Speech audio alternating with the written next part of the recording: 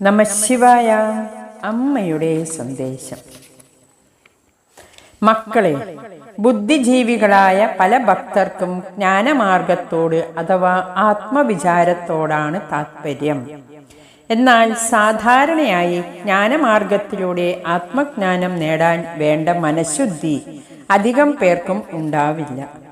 മനുഷ്യർ സാധാരണ ഇന്ദ്രിയ സുഖങ്ങൾക്ക് വഴങ്ങി ജീവിക്കുന്നവരാണ്. ശരീരവും മനസ്സുമായി താതാത്മ്യം പ്രാപിച്ചവരാണ് അവർ. ബാഹ്യലോകത്തിൽ മാത്രമാണ് അവർക്ക് ശ്രദ്ധ.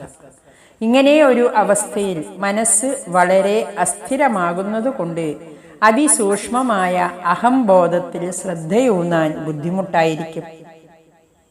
പല സ്ഥലത്തും ഓടി നടക്കുന്ന മനസ്സ് അതിനെ ഒന്നിൽ മാത്രം നിർത്താൻ ശ്രമിക്കുന്നത് അരണ്ട വെളിച്ചത്തിൽ ചെറിയ അക്ഷരങ്ങൾ വായിക്കാൻ ശ്രമിക്കുന്നത് പോലെയാണ്. ആത്മവിചാരം തുടങ്ങുന്നതിനു മുമ്പ് ജപം, പൂജ, നാമസങ്കീർത്തനം മുതലായവ ചെയ്ത് മനഃശുദ്ധി നേടിയിരിക്കണം എന്നാണ് ശാസ്ത്രങ്ങൾ പറയുന്നത്. ഇങ്ങനെയൊക്കെ ചെയ്താൽ മനസ്സ് നിശ്ചലമാകും. ആത്മബോധത്തിൽ ഉറയ്ക്കുവാനത് എളുപ്പമാകും. മനസ്സിന്റെ ചാഞ്ചല്യം കുറയാതെ ഇത് സാധ്യമല്ല. എന്നാൽ ഈ ഉപദേശം കേൾക്കാതെ ആത്മവിചാരം ചെയ്യാൻ ശ്രമിച്ചാൽ ഒന്നും നേടാൻ കഴിയില്ല. സമയം നഷ്ടമാക്കുകയും ചെയ്യും.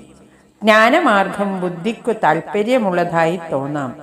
അർത്ഥപൂർണമാണ്, സരളമാണ്, എളുപ്പമാണ് എന്നൊക്കെ തോന്നാം. എന്നാൽ ഭക്തിമാർഗത്തിലൂടെ ഇന്ദ്രിയങ്ങളെ അടക്കി മനഃശുദ്ധി വരുത്താത്തവർക്ക് ജ്ഞാനമാർഗത്തിലൂടെ യഥാർത്ഥ അനുഭവം ലഭിക്കില്ല. ശരീരത്തിൻ്റെ ആത്മവിചാരം ചെയ്യുന്ന ഒരാളുടെ ലക്ഷണം എന്താണ്? ശരീരത്തിൻ്റെ നശ്വരാവസ്ഥ മനസ്സിലാക്കി ഇന്ദ്രിയ സുഖങ്ങളോട് വിരക്തി വന്ന ഒരാൾ ആത്മവിചാരത്തിന് യോജിച്ചവനാണ്. ശരീരത്തിൻ്റെ നശ്വരാവസ്ഥ മനസ്സിലാക്കി ഇന്ദ്രിയ സുഖങ്ങളോട് വിരക്തി വന്ന ഒരാൾ ആത്മവിചാരത്തിന് യോജിച്ചവനാണ്.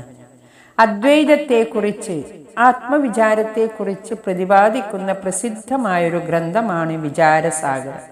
അതിൻ്റെ തുടക്കത്തിൽ തന്നെ ആ ഗ്രന്ഥം പഠിക്കുന്നതിനുള്ള ചില വ്യവസ്ഥകൾ പറയുന്നുണ്ട്.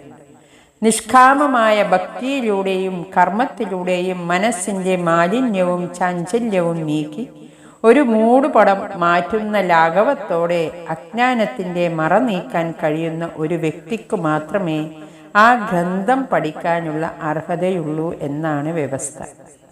ആ വ്യക്തിക്ക് താഴെ പറയുന്ന 4 കാര്യങ്ങളെക്കുറിച്ചുള്ള ജ്ഞാനം ഉണ്ടായിരിക്കണം. നശ്വര വസ്തുക്കളും ശാശ്വത വസ്തുക്കളും തമ്മിൽ വിവേചിച്ചറിയാനുള്ള കഴിവ്. ഈ ജന്മത്തിലും ഇനി വരാൻ പോകുന്ന ജന്മങ്ങളിലും അനുഭവിക്കാനുള്ള സുഖങ്ങളിൽ താല്പര്യമില്ലായ്മ.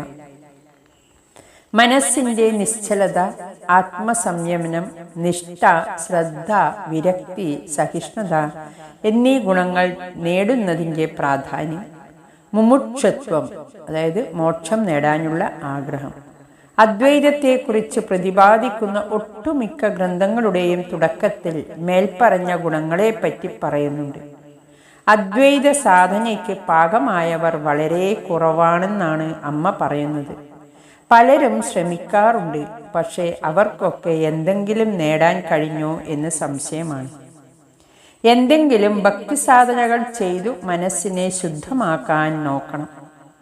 രാവും പകലും ഭക്തിയോടെ മക്കൾ ഈശ്വരനാമം ജപിക്കണം. സാധകന് പെട്ടെന്ന് ഫലം കിട്ടും. ഈശ്വരന്റെ സാന്നിധ്യം ഹൃദയത്തിൽ അനുഭവപ്പെടും. നാം ചെറിയ വ്യക്തിയല്ലെന്ന് മനസ്സിലാകും. എങ്ങും നിറഞ്ഞു നിൽക്കുന്ന ഈശ്വര ചൈതന്യമാണ് നമ്മുടെ യഥാർത്ഥ സത്ത എന്ന് നാം അറിയും. ഭക്തിയുണ്ടെങ്കിൽ ആ അറിവ് സ്വയം സംഭവിക്കും. ഭക്തി ജ്ഞാനത്തിൻ്റെ മാതാവാണ്. ഹരി ഓം നമഃ ശിവായ.